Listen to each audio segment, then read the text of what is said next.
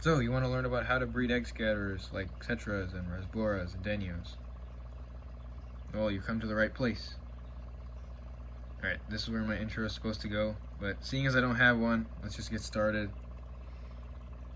So, the tank setup, I like using a buffered substrate. This is just a standard 10-gallon tank.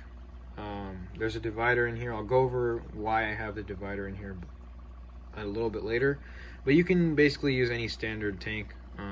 Just make sure to provide a lot of cover. They like spawning on like moss and things like this, but yeah, so I think the most important thing to spawning these kind of egg scatterers is conditioning the fish, right? Because the fish are not going to spawn unless they're in like good condition. So what I like doing to condition the fish is feeding them a lot of baby brine shrimp. You can see how tiny the fish are. So the baby brine shrimp is also very tiny, and I think it's a great food for small fish. It's very nutrient rich. It's really high quality food. They like the food, and I think it gets them into condition to spawn. So that's why I like feeding the baby brine shrimp. So once you've got them conditioned, I like conditioning the fish in a community tank and then moving them here once you kind of see the signs for breeding. Like you can see these two males. I'm sorry about the video, but you can kind of see these two males sparring, right? Like you can see them kind of fighting for dominance. Once you see that in your community tank, you know that the fish are ready to spawn. So after you see that kind of behavior in your community tank, what I do is catch the fish out and put them into a tank like this. So the reason that you need to move them out of the community tank is because the other fish in the community tank will eat all the fry. So you have to put them in a type of setup where there are no other fish, so that the eggs can hatch out and they can raise. So what I like doing is, if the fish are conditioned, you throw them into this tank with a lower pH and a lower temperature. So I like running this type of breeding setup tank at 76 degrees and around 6 pH. This Football Shrimp Stratum buffers the pH, so you don't need to worry about that. Just put that into the tank and you'll be good. So once you move them from the community tank into a tank setup like this, they'll just start breeding right away. In my experience, when they're well conditioned, you take the lower temperature and you get the lower pH as well, they'll just start breeding the day or two after you put them into this tank. Sometimes it can take longer, so just watch the behavior. You can kind of tell when they're spawning and when they're not spawning. So once you know that they're spawning, I just leave the parents in there for the number of days it takes for the eggs to hatch. So what that means is basically, like, let's take these rasboras for example.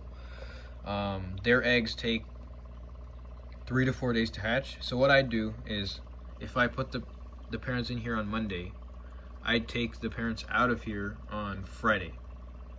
So that way the parents don't predate on any of the fry.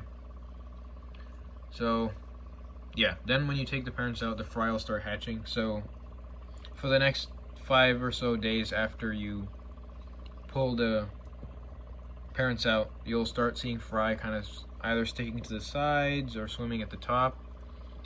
And yeah, so there's two things you can do. One, you can just let the fry permanently grow up in this style of tank, but I personally don't like doing that because I get a lower yield, which is why I have this setup in the first place. So what I like doing is moving the fry that I have in here, that kind of hatch, and they'll be swimming at the top of the surface, into this side of the tank. So this side of the tank, what it's used for is just raising the fry. So this is just like a blue bolt shrimp tank. The reason I don't breed the fish in here as well is because shrimp are very good at eating fish eggs. So if you have shrimp in there, they will eat a lot of the fish eggs, and you're going to get a much lower yield. So instead of getting maybe 10 fry to hatch, you'll get like 2 or 1 or 2. So that's why I don't like having shrimp in there. But the shrimp don't touch fry that are already free swimming, so it works really great. So once the fry are free swimming at the top and this side, I just move them into here, and then I raise them in this side of the tank. So this is kind of my setup. I like this setup. I've bred 5 to 6 different species. I know doesn't seem like a lot, but I think I have a good amount of experience breeding them. So yeah. So after the fry, I think spawning them is the easy part. Raising the fry, I think, is a lot harder. Like when the fry first hatch, they're absolutely like tiny. You can kind of see some newly hatched fry over here. They're absolutely tiny, so they need really tiny food, right? So they can kind of find some food in a shrimp tank like this, which is why I like using shrimp tanks, because there's no other fish in here. So there's a lot of microfauna and things that they can kind of munch on for a few days. But oftentimes when you're raising a large batch of fry, it's just simply not enough food. So you have to supplement with something like this, golden pearls, 5 to 50 microns. I really like this food. It works really, really well for me. I raised the fry for the first 2 to 3 weeks on this food. So you can basically buy this like anywhere. It's on like Amazon. I think I bought it on Amazon or eBay or something like that. So all you do is you take a little pinch of it.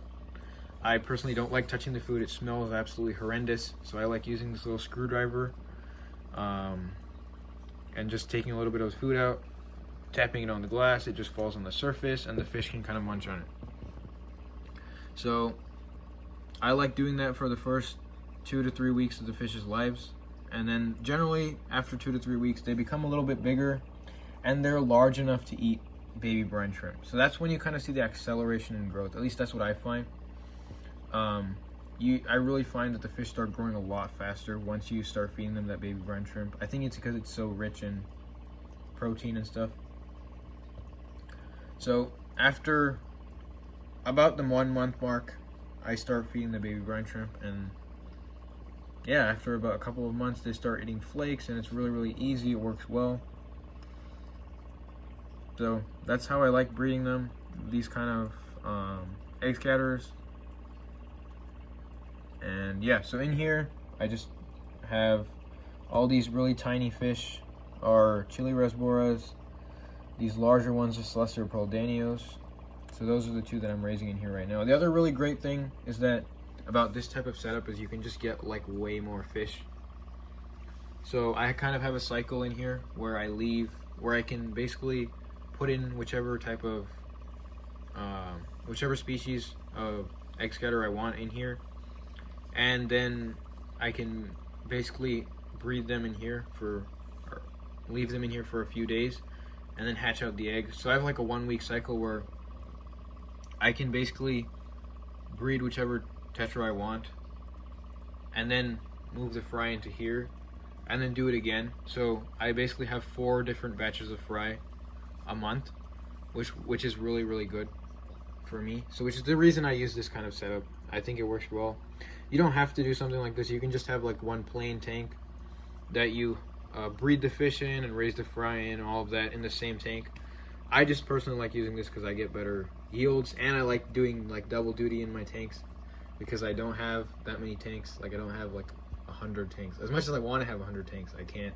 So I like raising the shrimp with them as well. Yeah, but overall I think they're really, really easy to breed. I really like enjoy it because it's really fun for me to kind of buy 5 fish at a time and then breed a bunch and then have like a humongous school. I don't want to pay like $100 for like a school of like 15 or 20 or whatever. So instead I just like buying them like 5 or 6 and then breeding a bunch, and I think it's really fulfilling. There's also a lot of demand for these guys, like a commercial demand. A lot of these, especially like Brigitei rasboras, everybody wants Brigitei rasboras. Everybody wants celestial pearl danios. So if there is a lot of commercial value, it is work, but there is value in it. So yeah, that's basically all I have to say. I probably rambled on for a long time, but that's like the overall, just like simple, very basic directions on how I like breeding egg scatterers. So yeah, if you guys want me to do like separate videos on specific species, like for example, I could talk about like the specific things you need to do for Brigitei rasboras, or specific things you need to do for cardinal tetras or something like that. So if you guys want that, definitely let me know in the comments. I'll try. If you guys have any questions, also let me know. I will I will try to answer all the comments. And yeah, thank you guys for watching, and see you guys next time.